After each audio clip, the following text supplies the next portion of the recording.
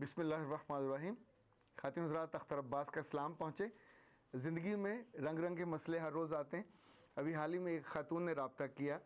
उन्होंने कहा कि मेरा निकाह हुए 1 साल हो गया, तो अभी जब मेरी रुखसी होने वाली है तो मेरा पासपोर्ट मेरे मियाँ ने देखा और देख कर उन्होंने निकाह से इनकार कर दिया, रुखसी से इनकार कर दिया। तो मैंने पूछा कि किस वजह से। उन्होंने कहा कि कुछ अर्सा पहले मैं उम्रे पे गई थी अपनी वालदा, खाला और 2 कज़नों के साथ, और एजेंट ने वहाँ पासपोर्ट पे मेरे नाम के साथ मेरे कज़न को महरम के तौर पे मियाँ के खाने में लिख दिया। और अब मेरे मियाँ ने कहा कि तुम तो पहले से शादीशुदा हो, और चूँकि तुम शादीशुदा हो तो मेरा तुम्हारे साथ जो निकाह हुआ वो फस्ख हो गया। खातिन हज़रात, ये बज़ाहिर आपको सुनने के बाद हंसी आएगी, पर याद रखिएगा ये मसला ऐसा नहीं है कि जिस पे हंसा जाए। ये मसला ऐसा है जो सच और झूठ के साथ जुड़ा हुआ है। या तो उनमें से एक झूठ बोल रहा है, या दोनों की जो कैफियत है वो किसी तीसरे की वजह से उसका सच झूठ में बदल गया है। मैंने सुफ़ा इंटरनेशनल के जो सरबराह हैं जनाब एहसान साहब, उनको भी फ़ोन किया, उनसे पूछा कि क्या लोगों को महरम बनाने के लिए, चूँकि उम्र पे ये ज़रूरत होती है, तो महरम बनाने के लिए ये किया जाता है कि किसी भी लड़के को या आदमी को किसी का मियाँ बना के पोस्ट कर दिया जाए और पासपोर्ट में भी दर्ज हो जाए। तो उन्होंने कहा कि कुछ लोग करते हैं ये, पर हमारा दायरा ये नहीं करता। हम आमतौर पे इस तरह की गलत बयानी को पूरे स्टाफ को इंस्ट्रक्शन है कि ऐसा ना किया जाए। तो जो करते हैं ये भी मुमकिन है कि वो जो ग्रुप बनाते हैं उसमें किसी को भाई बना दें, किसी को कुछ बना दें, कोई कज़न वज़न बना के। लेकिन एक बात याद रखिएगा, जब ये ग्रुप वहाँ पहुँचते हैं तो वहाँ भी वो टैली करते हैं, और ये इतना आसान नहीं होता। यानी जालसाजी को निभाना और करना आसान नहीं होता। एक और चीज़ भी इसमें मुमकिन है कि किसी ने अपने खुफिया निकाह को छुपाने के लिए बराह रास्त पासपोर्ट बनवा लिया हो और उसमें ऐड हो जाए। सोचो कि दुनिया से जब हम मिलते हैं, वास्ता पड़ता है, तो कई तरह के इम्कानात सामने आते हैं।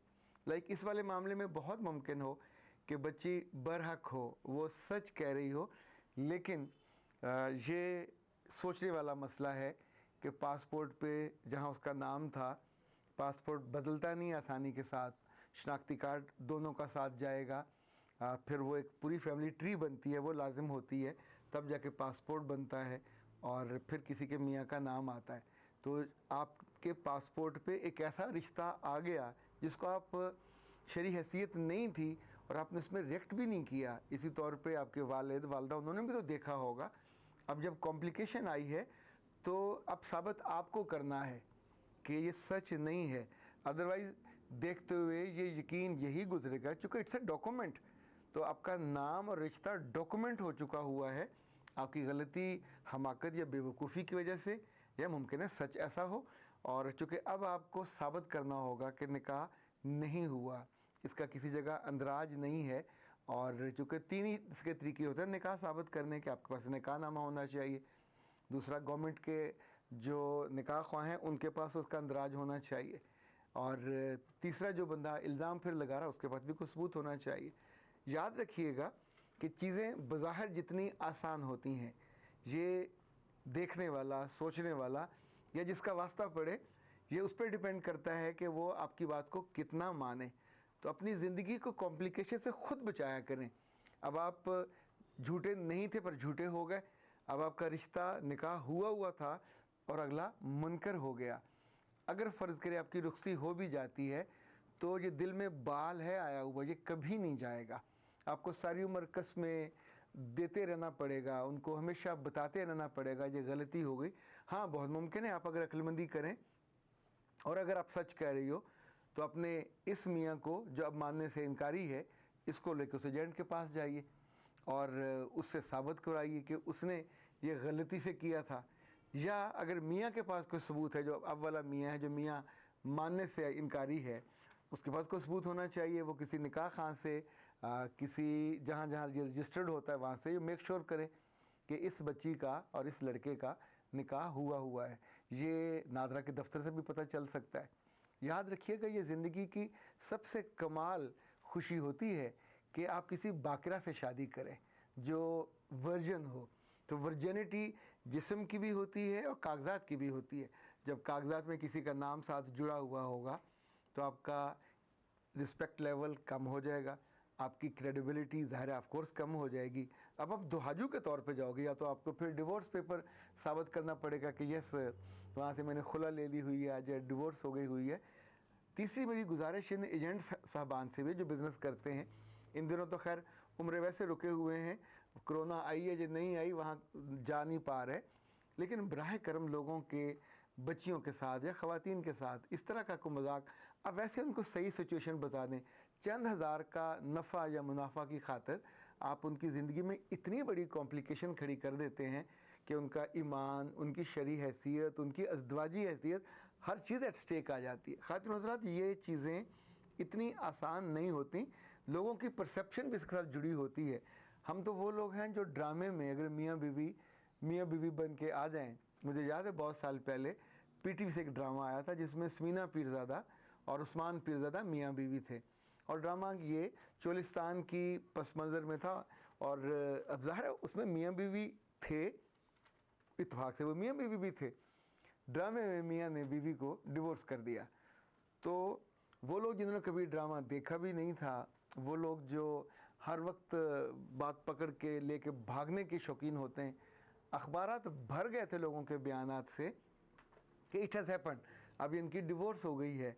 इस पर कोई बंदा मानने को तैयार नहीं था कि वो ड्रामे में एक नकली मियाँ बीवी थे, दे वर नॉट रियल।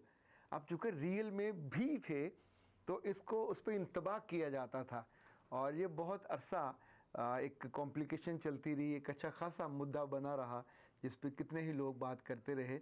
अब ये जिस इशू पे आज मैंने आपसे बात की है, इस तरह से मिलते जुलते इश्यूज बहुत सारे होते हैं, और बच्चियों का जो मुस्तकबिल है वो दौर पे लग जाता है। तो आई विश कि जब आप कभी उम्रे पे जाना हो तो चूँकि सिर्फ वहीं ये शर्त है महरम साथ चाहिए, तो उसको ज़रूर मेक श्योर करें कि अगर आप कम उम्र हैं और आपको कोई महरम चाहिए तो महरम आपके घर का भी हो सकता है, इवन वालिद है, भाई है, चचा ताया हो सकता है।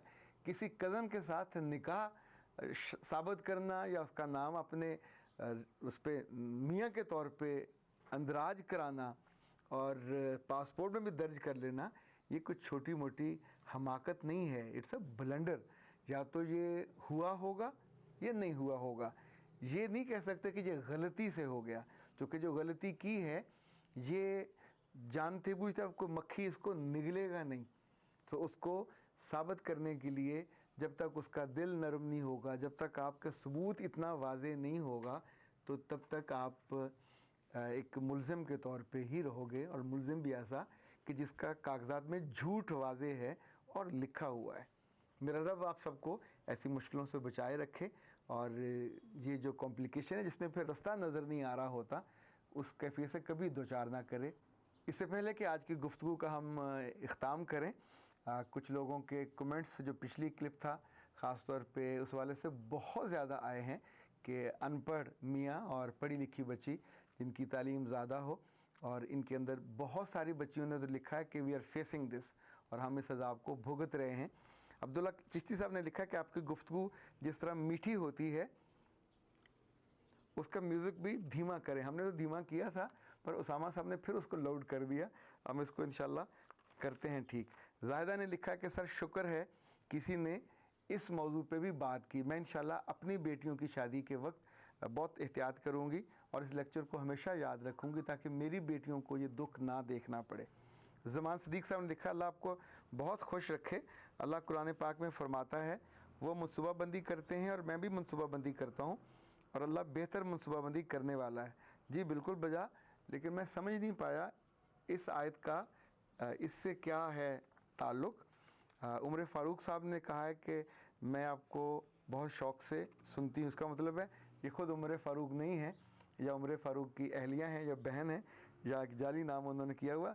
ना किया करें, ये फिर अजीब सी कन्फ्यूजन होती है। मैं आपकी बात से मुकम्मल मुत्तफ़िक़ हूँ, और मेरी लाइफ में बहुत सुकून हो गया है आपके लेक्चर्स की वजह से। चलें, ये मेरा ख़्याल है लेक्चर से ज़्यादा ये सुकून रब है, जो जब हमारी रूह थोड़ी बेताब होती है तो कहीं ना कहीं से वो उसके इलाज की रेमेडी के तौर पे हमें सुकून अता कर देता है। फ़ायका शफीक ने कहा सर आपका लेक्चर बहुत अच्छा लगा, मेरे साथ भी ये प्रॉब्लम है, अब कुछ हो नहीं सकता, और अल्लाह आपको सब्र दे और आपकी बच्चियों के वक्त आपके बहुत अच्छे करे। इरफान खान ने लिखा कि सर मैं आपकी वीडियोस और नसीहतें सुनता रहता हूँ और अमल भी करता हूँ और आपकी बहुत इज़्ज़त करता हूँ। दोनों कामों के लिए बहुत शुक्रिया। कमेंट्स और भी बहुत सारे हैं, लेकिन आज के लिए इतना ही। अख्तर अब्बास को इजाज़त दीजिए। अस्सलाम वालेकुम व रहमतुल्लाह।